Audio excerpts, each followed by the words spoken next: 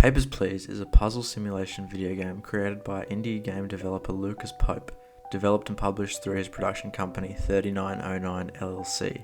The game was released on August 8, 2013 for Microsoft Windows and OS X, for Linux on February 12, 2014, and for iOS on December 12, 2014. The primary gameplay loop of Papers, Please focuses on the work life of an immigration inspector at a border checkpoint for the fictional country of Arstotzka in the year 1982. The secondary gameplay loop has the player allocate funds to certain bills or expenses following at the end of each day. We'll come back to this shortly. As a checkpoint inspector, the player is tasked with reviewing documents of arrivals, allowing legitimate travellers through the border, denying entry to individuals with insufficient or expired documents, and arresting suspected criminals, terrorists, and entrants with forged or stolen documents. There is a reasonable difficulty curve in Papers, Please, as at first you'll just be stamping away, doing your best to review every bit of information on the passports. Eventually you'll find yourself drowning in increasingly oppressive rules, as almost every day the player is presented with different requirements for native and foreigners, dealing with terrorists, trying to remember personal requests from guards and superiors, all while facing the human stories and pleas for mercy from the people desperately trying to cross the border.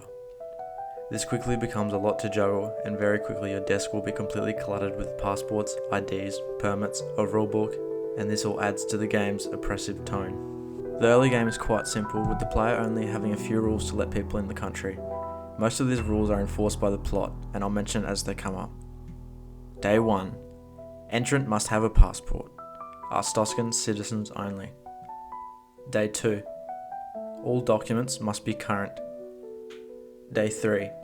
Foreigners are allowed entry but require an entry ticket. After the first 3 days, the player should be fairly comfortable with the rules, and the first few days demonstrate what the player should be looking out for in the documents going forward. The player is given an inspection tool which automatically compares two corresponding pieces of information, allowing the player to quickly identify any discrepancies in someone's documents or story. If a discrepancy has been found, the player is given a prompt to notify the person of the issue, and the person may react aggressively or might also play dumb.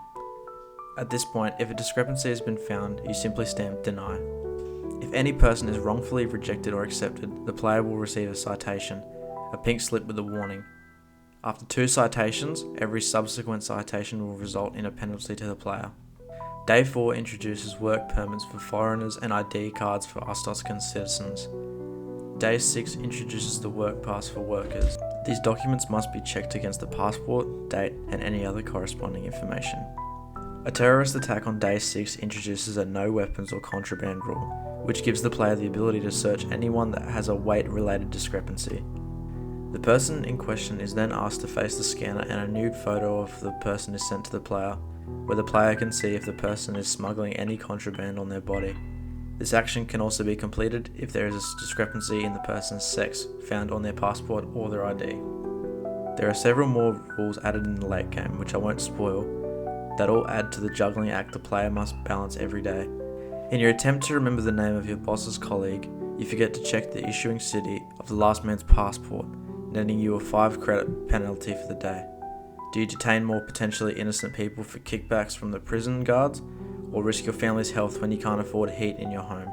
Do you deny the woman entry when she's missing her traveller's permit, even though her husband just passed through, or allow penalties to cut into your savings for food just for the sake of this couple? This element of choice is reflected in the secondary gameplay loop, the sections where the player is at home and has to choose where to allocate their funds, as certain expenses are optional. Every day the player is rewarded a wage for the day, as well as any additional, such as bribes, gifts, events, or money that was unspent from the previous days. The mandatory expense is rent. No rent, no home. Food and heat, however, are completely optional. The player can decide every day whether to pay to feed their family or to keep the heat on that night. Each choice has a consequence. Not feeding your family will leave them hungry, and not heating the house will leave them freezing. Oftentimes, events will occur that lead to additional expenses or money being added to the mix. Be careful what you choose though, as both may have unintentional consequences. To reach the end of the story, the player must reach Day 31. However, there are 20 endings that may take place depending on the player's actions throughout the story, which we'll come back to shortly. But first we have to discuss the 2 driving points of the plot. On the one hand, you have your new homeland, Arstotzka, which you are expected to remain loyal to. However, at some point during the early game, the player will encounter a hooded figure, who later reveals himself to be part of an organisation known as the Order. This character, or potentially more than one character, will approach the player at several points later in the story, wherein they will ask the player to complete certain actions to further their cause. This ranges from rejecting certain threats to the Order or shooting a target with a sniper. The player has to choose between ignoring the Order or cooperating them during the game. Depending on the degree of cooperation, different endings will occur. I won't spoil these endings, they're best experienced by yourself.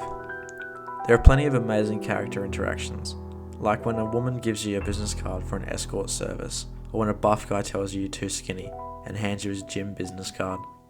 There are so many interactions that give the player a choice. A previously mentioned example is when a man is granted entry and he tells you his wife will be next and asks you to approve her. Unfortunately, she has an issue with her documents. Do you deny her, or let her through and receive a penalty? There are many other interactions sprinkled throughout that add a layer of depth to the game and give the player one more thing to consider before stamping that passport. Lucas Pope really should be studied. Papers, Please gives such a rich experience to its players. It perfectly marries its gameplay to its story and never stops being fun. There are fun moments in an otherwise bleak story, but it always keeps the player engaged by continuously changing its rules while still staying in the same gameplay loop that it set up, so it never feels like the player is taken out of the experience. It's an exciting experience start to finish, and even though it's not a new game by any means, if you haven't already, please check this game out.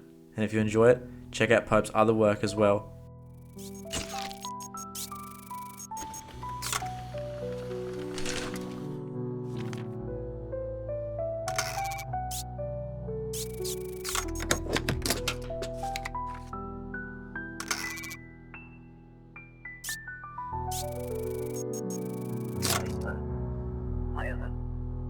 Higher than.